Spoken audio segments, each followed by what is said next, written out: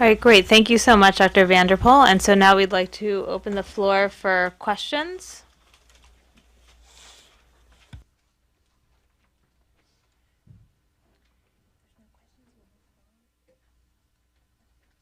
Dr. Sidney? I have a question for Dr. Van Dyke. And one of the things I'd be interested is whether you think, I don't know how the retail business is set up in Colorado, but whether it could be, there's some potential to use places that are selling marijuana on a retail basis to perform surveillance studies on both use and health outcomes by obtaining basically clients from those stores. So I think the answer is yes in certain instances. Doing it universally at every store is probably not possible. This is just like any other private business. Some people want to help you and some people don't. We have had lots of stores participate in that process in some of the studies that we've done. So, I think it's definitely doable if it's the right project and if you engage the right stores. Okay. Our next question is from Dr. Wallace. Dr. Van Dyke, thank you for your presentation. Do you do surveillance as part of your committee on workforce injuries? You could, for example, monitor workers' comp or that sort of thing. We would love to do that as part of our committee, but unfortunately in Colorado, the workers' comp data is pretty tightly held, and we are not able to get a hold of that for any purpose at the health department at this moment. So I think it's a great idea. I think it needs to be done. We've tried. We haven't been successful. So I think that would be a great thing to be done in a place like Washington that has a lot better access to that workers' comp data. Thank you. And Dr. Alegria?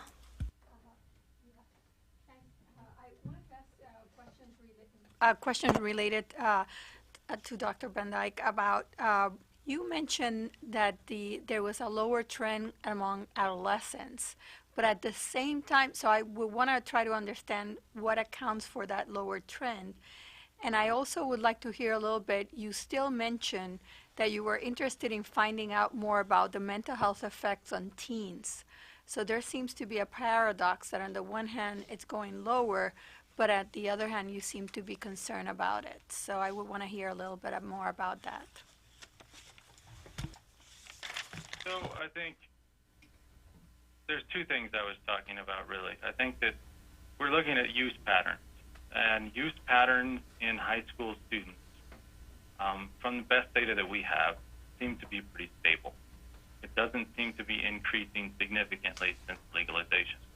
That being said, there are still a lot of adolescents using. And I think it's really important, especially with things like increasing potency of marijuana, to address what are the potential mental health effects of using marijuana. So even though it's stable, I still think it's an important thing to study because I don't think those things are really well defined. Okay, Dr. Hutchison? Yeah, so Dr. Van Dyke, quick question for you on changing trends. It seems like it's the landscape is shifting quickly in terms of, for example, edible use versus smoked or inhaled marijuana. Do you have any data on that? Last time I checked the MED website, there was something like 600,000 edible units sold per month. I'm just wondering if the amount of edibles is going up, and is the amount of inhaled or smoked marijuana going down, or do you see anything like that? So I think what I could say is that, first of all, take caution when you're looking at the sales data in Colorado to really estimate what's being used more.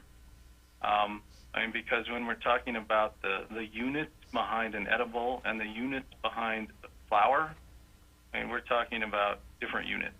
So, mean, one edible might be one serving, and one unit of a flower might be 100 servings.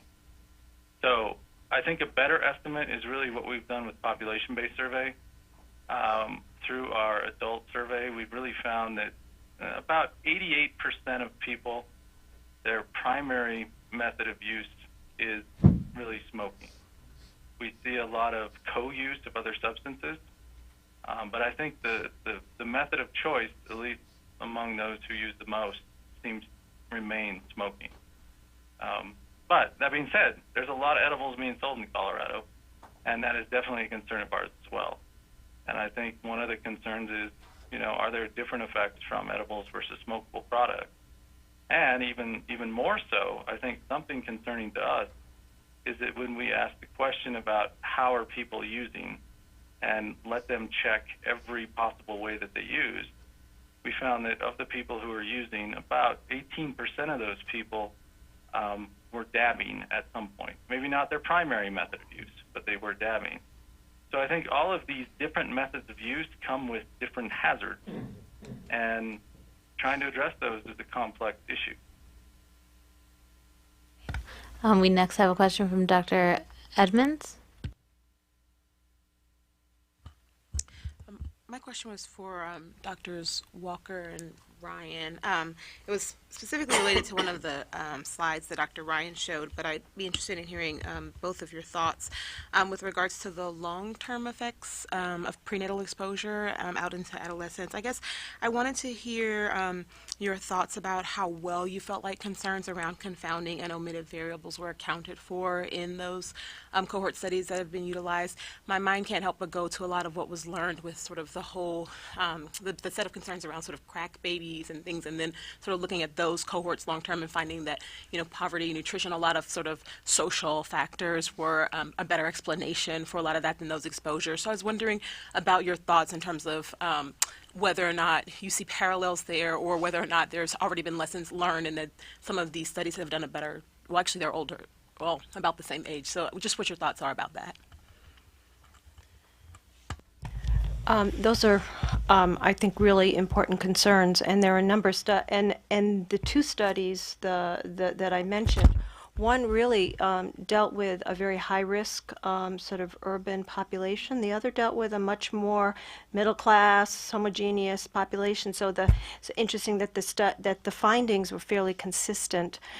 Taking a high-risk population with lower rates of prenatal care versus a population that had more consistent prenatal care and wasn't considered as at risk throughout the pregnancy. The researchers did look specifically at the issue of not just demographic factors, but other exposure, whether it was alcohol, tobacco, and I think they were very careful to try to tease out the contribution of that, and still felt that in teasing out that there was still an independent effect of that. There have been a number of other studies that have come out that have just been unable to really have not studied well enough, have not been able to tease out the connection between, say, is it alcohol or marijuana, or is it other substance abuse substances like tobacco, opioids, that all have effects, prenatal effects, long-term effects. But I think these two studies in particular were careful to try to tease out and control for that. Yeah. Yeah. And I would also say that a while back, a few decades ago, there were people that had the same kind of hysteria that happened with cocaine and, around marijuana as well. And there was something called the marijuana syndrome, just like, there's fetal alcohol, and that was debunked. I think these are these studies looked a lot more carefully.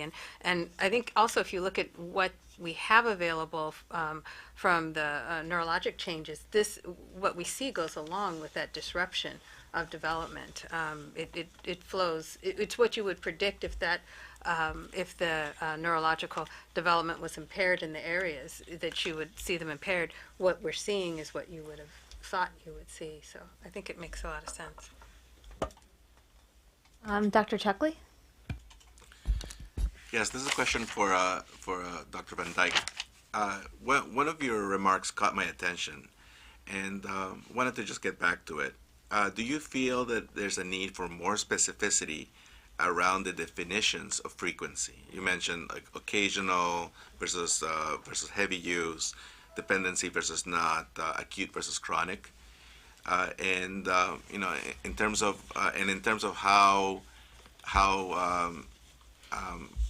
how to go about. And do you have any other do you have any additional remarks about these definitions?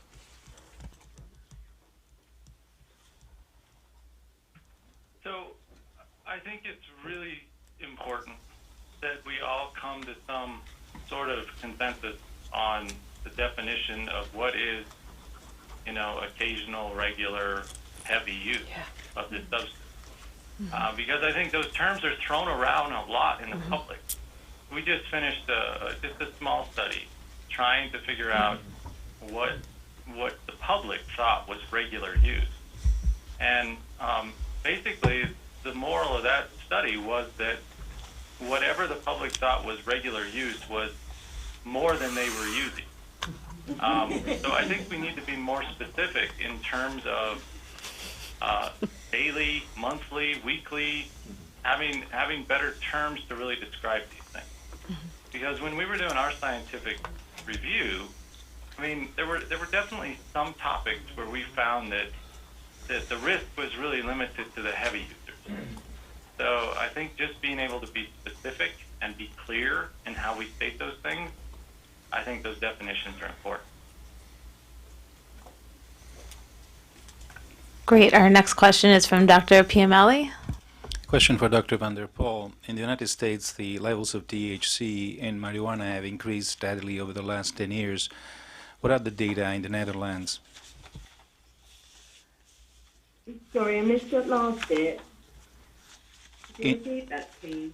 Yes, of course. In the United States, the levels of THC in commercially available marijuana have increased steadily over the last 10 years.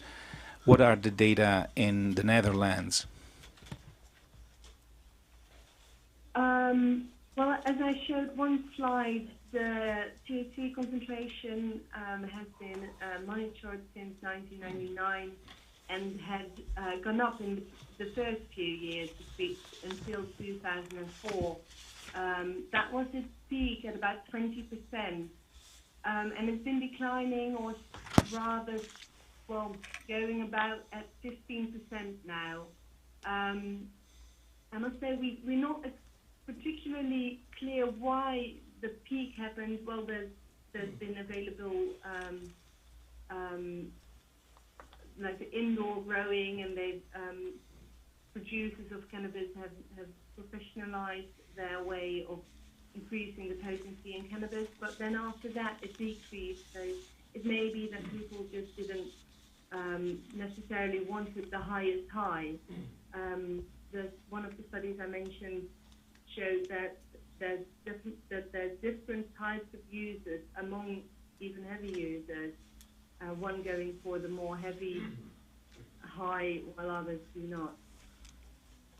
Just a clarification, the data you showed referred to THC levels in marijuana that was seized in the plant or in a preparation of any sort, for example, hashish? So there were two lines. It's a THC monitor that samples 50 cannabis shops in the Netherlands every year. And those are herbal cannabis as well as cannabis resin. And they have kind of similar THC levels, while the resin also contains CBD, but the Dutch cannabis, the Dutch marijuana does not. Great. Another question from Dr. Allegria. I'm going to have three quick questions. The first one is to Dr. Ryan. You mentioned that the overall evidence of alternative neural response patterns in marijuana using teens. Would you qualify all those alternative neural response patterns as maladaptive, or are they not? Are they some maladaptive or not? then I'm going to ask Dr. Walker a little bit about, did you look in your samples, what was the control group?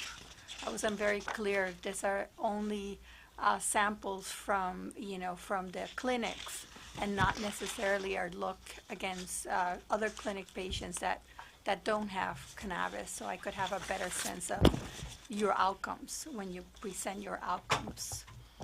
If you could explain that.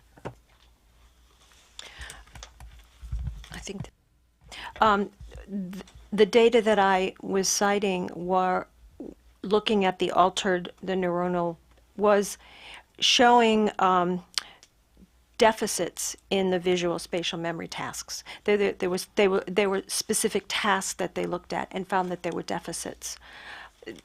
I'm just giving you like a sort of a real snapshot of the different, there's some question, is some, if it's inhibitory, is some is some excitatory, and I think there's just a lot of nuances there. There may be some that's adaptable, but I think the ones I was reporting were more the kinds of things that they've talked about in terms of deficit of reasoning, spatial, but to answer, there may be some, there may be other data that suggests that some of these may be adaptive. I think that it's going into a little bit more detail than I was able to give you at this point.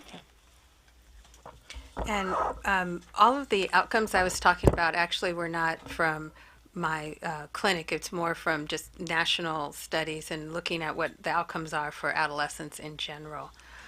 The other thing I would say, too, about the percent, in Colorado and in Washington, the percent has not gone down. In other states, it has begun to go down. There is a difference between those two states and the majority of the country in adolescent use. The other thing I think that we aren't studying is how much is used. The number 2-3 years ago, kids would say, I dabbed once. Now kids are having dabbing parties. They dab 5, 6, 7 times a day, and they're walking. So the tolerance and the amount of use is going up, and people aren't, rather than looking at just the number of kids, but the kids that are using, how much are they using? That use rate has definitely changed where they have the access.